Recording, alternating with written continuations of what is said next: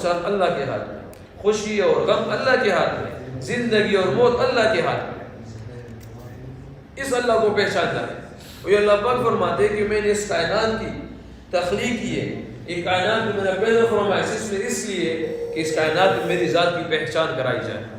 اللہ فرماتے ہیں ہم لوگوں کا کام اس میں یہ ہے کہ میری ذات کی پرچار کرائی جائے، میرے ذات کو پہچانا جائے، اور پہلے میری ذات کو یقین کرو۔ اللہ پاک فرماتے ہیں کہ مجھے اس طرح پہچانو جس طرح میرے ہونے کا حق ہے۔ اللہ پاک فرماتے ہیں کہ جس طرح میرے ہونے کا حق ہے اس طرح پہچانو۔ اپنی اس چھوٹی مائنڈ کے مطابق مجھے نہ پہچاننا، ایک چھوٹی سوچوں کے مطابق مجھے نہ پہچاننا۔ میں وراء الورا ہوں، اللہ پاک فرماتے ہیں۔ اللہ پاک فرماتے ہیں میں بادشاہوں کا بادشاہ ہوں۔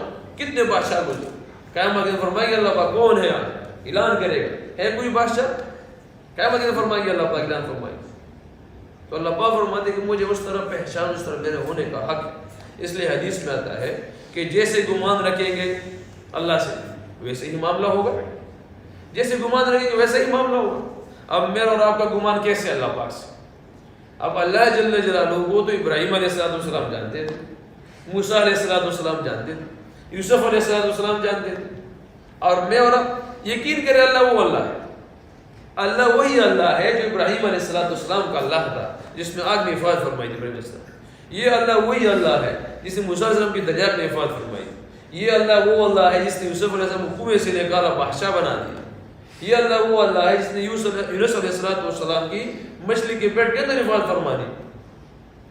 اب یہ اللہ ہم یہ کہہ سکتے چلو انبیاء علیہ السلام تھے، اعلیٰ کیٹیگری کے لوگ تھے، اس کے ایمان کا درجہ جس نے فرمایا کہ 3 کیٹیگری ایمان کے، تو ٹاپ پہ جو انبیاء علیہ السلام تھا۔ مگر یہ اللہ صحابہ رضوان اجمعین کا بھی تو اللہ تھا کہ اللہ تو چینج نہیں ہوا۔ صحابہ رضوان اجمعین نے تو اللہ پاک کو ویسے ہی پہچانا، ویسے ہی پہچانے سے انبیاء علیہ السلام نے پہچانا۔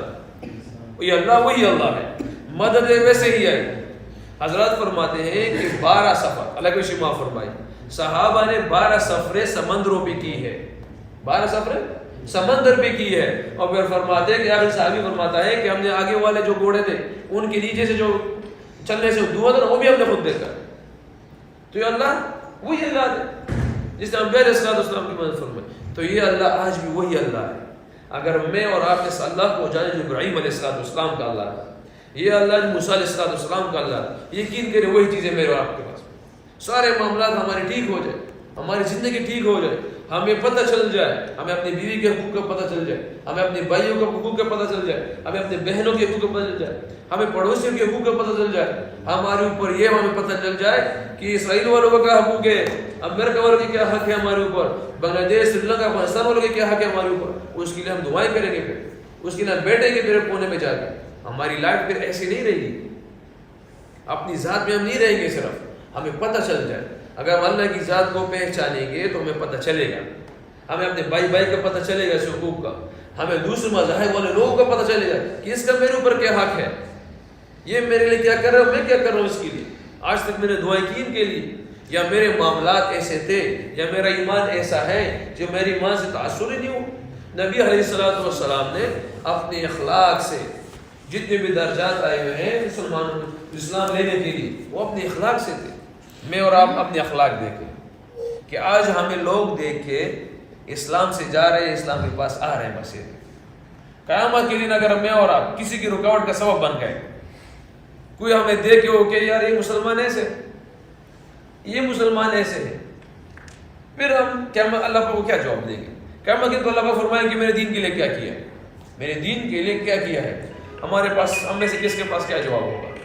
اگر خدا نخواستہ میں اور آپ بھی رکاوٹ بنے ہوئے، کوئی اللہ پاک اس دین اسلام میں لانا چاہے اور مجھے دیکھے کہ یار یہ مسلمان ہے، یہ مسلمان اس مذہب میں آ جاؤ، اس لیے کہ اس کو تو دوسرے کے حقوق کا نہیں پتا، دوسرے کے درد کا نہیں پتا، خود کہاں پہ بیٹھا رہتا ہے، خود کیا کرتا ہے۔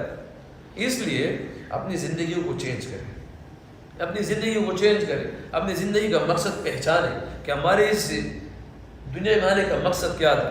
بیسیکلی زندگی کا مطلب کیا ہے؟ یہ انتظار ہے، زندگی کا مطلب انتظار ہے، اور کس چیز کا انتظار ہے؟ موت کا انتظار ہے۔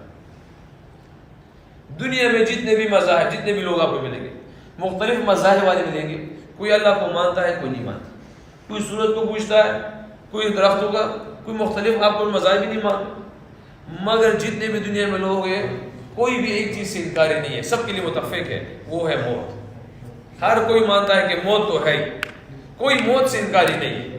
میں اور آپ بھی مانتے کہ موت مرنا ہے، ہم دیکھتے ہیں، مگر کوئی ہمیں موت کا نام لے کیسے برا لگتا ہے، کوئی تیاری نہیں ہے۔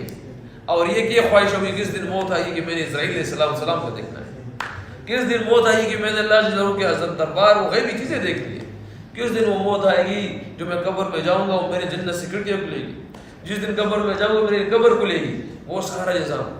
اب وہ ایک خواہش ہے۔ اب یہ خواہش ہے کہ کس حالت میں، اللہ معاف کرے میں بول بھی نہیں سکتا، ہم کس حالت میں اس ٹائم جو موت پکی ہے، موت پکی ہے، آنا کیسا ہے اور جانا کیسا ہے۔ دیکھ آئے ہوئے کیسے لوگ یہاں پہ 90 سال کے، بیٹے 30 سال 60 سال کے چلے گئے، بیٹیاں 30 سال 40 سال کی چلی گئی ہے، جانا کسی کو نہیں پتا، جانا کسی کو نہیں پتا۔ وہ ہمارے اسلام آباد کا ہے مولانا عبد اللہ صاحب، وہ فرما رہے تھے، ہم ایک جگہ پہ گئے تھے ہم، تو ہم ایک مسجد میں تھے، صبح اعلان ہوا کہ شام مغرب کی نماز کے بعد جنازہ ہوگا، فلاں شخص جو ہے نا وہ فوت ہو گیا ہے، تو مغرب کی نماز کے بعد جنازہ ہوگا۔ کہہ رہے اللہ یہ کرنا، ہم اسی مسجد میں تھے، ہم ہی تھے، اللہ کا معاف فرمائے، کہہ رہے ہم وہیں پہ تھے، تو مغرب کی نماز کے بعد 2 جنازے آ گئے، مغرب کی نماز کے بعد 2 جنازے آ گئے۔ تو ہم نے یہ پوچھا کہ یہ تو ایک جنازہ ہے، یہ دوسرا جنازہ کس کا ہے؟ تو اس نے کہا کہ صبح جس نے اعلان کیا تھا اس کا جنازہ ہے، دوسرا جنازہ اس کا، جس صبح اعلان کیا تھا اس کے لیے کہ رات کو شام کو جنازہ ہوگا مغرب کی نماز کے بعد، دوسرا جنازہ اس کا۔ تو یہ کسی کو پتہ ہی نہیں، مگر جانا ہم سب نے، جانا ہم سب نے ہے، اور اللہ جل جلالہ ہم سب کے پاس ہے۔ اگر میری اور آپ کی سوچ نماز میں آ جائے کہ اللہ مجھے دیکھ رہا ہے، اللہ میرے ساتھ، تو کیا ہی سوچ، کیا ہماری زندگی چینج ہو جائے گی۔ جب موسیٰ علیہ السلام دریا پہ پہنچے تھے، پیچھے سے موسیٰ علیہ السلام کی قوم تھی، قوم کی پیچھے فرعونیت کی ساری، آگے دریاب تھا، سمندر آ گیا، تو قوم نے آواز لگایا کہ اے موسیٰ ہم تو ہلاک ہو گئے۔ کیا ہو گئے؟ ہلاک ہو گئے، کیونکہ آگے تو سمندر ہے اور پیچھے فرعونیت ہے۔ تو موسیٰ علیہ السلام آزاد فرماتے ہیں کہ موسیٰ علیہ السلام کی زبان مبارک سے اس ٹائم آواز آیا کہ اللہ جل جلالہ میرے ساتھ۔ کس کے ساتھ؟ میرے ساتھ۔ نبی علیہ السلام جب غار میں تھے، صحابہ ساتھ تھے، تو رضی اللہ عنہ نے فرمایا مفہوم میں سے کہ یا رسول اللہ کفار غار تک پہنچ گئے۔ تو حضرات فرماتے ہیں کہ نبی علیہ السلام کی زبان مبارک سے آواز نکلا کہ اللہ جل جلالہ ہمارے ساتھ ہے۔ کس کے ساتھ؟ ہمارے ساتھ ہے، کیونکہ موسیٰ علیہ السلام کی زبان مبارک سے وہاں بھی نکلنا کہ اللہ میرے ساتھ ہے۔ تو یہ جو کام امر بالمعروف والنہی عن المنکر، جس کو عربی میں یہ کہا جاتا ہے، اردو میں یہ کہا جاتا ہے، اس کا مطلب یہ ہے کہ لوگوں کو اچائی کی طرف بلاؤ، خود بھی اچائی کے کام کرو، دوسروں کو بھی اچائی کی طرف بلاؤ، خود بھی برے کام سے روکو، دوسروں کے برے کاموں سے روکو، یہ امر بالمعروف والنہی عن المنکر یہ والا کام۔ تو حضرات فرماتے ہیں کہ اس ٹائم جب موسیٰ علیہ السلام نے کہا تھا کہ اللہ میرے ساتھ ہے، تو اس کی قوم، اس کی امت کے ذمہ یہ کام نہیں تھا، صرف موسیٰ علیہ السلام کے ذمہ یہ کام تھا کہ اللہ کی طرف بلانا، اللہ کی بڑائی کرنا، اللہ کی ذات کی پرچار کرنا اور اچھے کاموں کا بتانا، صرف یہ تھا۔ اگر اس زمانے میں کسی پیغمبر کو کسی دوسرے کی ضرورت ہوتی تھی، اللہ جل جلالہ اس کو نبوت دے دیتے اس شخص کو، مگر یہ کام نہیں۔ نبی علیہ السلام کے زمانے کے جب اس نے کہا کہ اللہ ہمارے ساتھ ہے، کیوں کہا؟ کیونکہ نبی علیہ السلام کو پتہ تھا کہ میرے بعد یہ میری امت کا یہ کام ہے، میرے بعد یہ میری امت کا یہ کام ہے، اور جو یہ کام کرے گا اللہ جل اس کے ساتھ ہے۔ آخری بات کرتا ہوں، آج کل جو فضا قائم کی گئی ہے اسلام دین کے مطابق کہ جو دین اسلام میں آئے گا تو دنیا سے ہٹ جائے یا دنیا اس کو نہیں ملے، یہ سب سے غلط جو ہے تاثر پیدا کیا گیا۔ دین اسلام ہمیں ایمانداری سکھاتا ہے، اور دنیا کے جتنے بھی کامیاب ترین لوگ ہیں یا جتنے بھی بزنس مین ہیں یا جتنی بھی فیکٹری ہے، وہ پہلے آپ سے ایمانداری کا تقاضا کرتے ہیں، سب سے پہلے آپ سے ایمانداری کا طلب رکھتے ہیں کہ یار آپ ایماندار ہوگے۔ جتنے بھی عظیم لوگ ہوں، جتنے بھی فیکٹری میں ہو، ایمان کہتے کیسے؟ جس کے اندر ایمان ہو، جس کی پہچان ہو، جو اللہ سے ڈرتا ہوگا وہ کبھی غلط قدم نہیں رکھے گا، یہ ایمانداری ہے۔ دین اسلام ہمیں ایمانداری سکھاتا ہے، اور یہ غلط گمانے کے دین اسلام اپنائیں گے تو ہم دنیا سے نکل جائیں گے۔ تو پھر اللہ جل جلالہ نے عبد الرحمن بن عوف رضی اللہ عنہ کو کیوں دنیا دی تھی؟ عبد الرحمن بن عوف رضی اللہ عنہ وہ صحابی ہے جس کو اللہ پاک نے 10 مبشرہ، وہ ٹاپ 10 کا صحابی جس کو اللہ پاک نے دنیا میں کہہ دیا تھا کہ میں تم سے راضی ہوں، مجھ سے راضی ہوں، یہ صحابی اللہ پاک نے دنیا کہہ دی تھی۔ ایک بزرگ فرما رہے تھے کہ جب عبد الرحمن بن عوف اسلام دنیا سے رحلت کر گئے تو اس کا جو میراث تھا، وراثت میں چیزیں تھی، 3 ارب 20 کروڑ 10 لاکھ دینار ہو رہے چکا تھا اس سے۔ کتنے؟ 3 ارب 20 کروڑ 10 لاکھ دینار۔ تو دیندار تھا، دنیا میں اللہ پاک نے فرما دیا تھا۔ اور پھر فرمایا کہ 10,000 بکریاں، 1,000 اونٹ، اتنا کچھ اس سے رہ گیا تھا۔ اور پھر کتنی زمینیں بتائی اس نے، بزرگ نے۔ تو یہ دنیا کا تقاضا، اگر ہم یہ سمجھیں کہ دین میں آئیں گے اور دنیا ہم سے ہٹ جائے گی، یہ ہو ہی نہیں سکتا۔